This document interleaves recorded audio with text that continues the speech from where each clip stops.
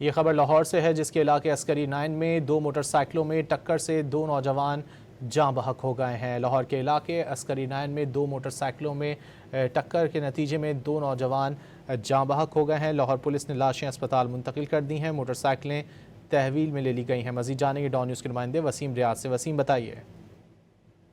बिल्कुल, लाहौर का ये इलाका है अस्करी 9 कॉलोनी, जहाँ पर ये अफसोसनाक हादसा जो है वो रूनुमा हुआ, जिसके नतीजे में दो नौजवान जो है वो जान से चले गए।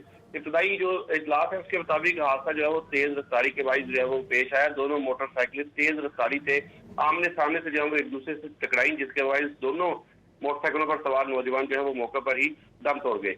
जाँ बहक होने वालों की शनाख्त जुनेद शफीक, जो कि अली पार्क का रहने वाला है, दूसरा जो नौजवान है वो दानियाल सजाद है और मंजूर कॉलोनी का रिहायशी है। इनकी शनाख्त मुकम्मल कर ली गई है।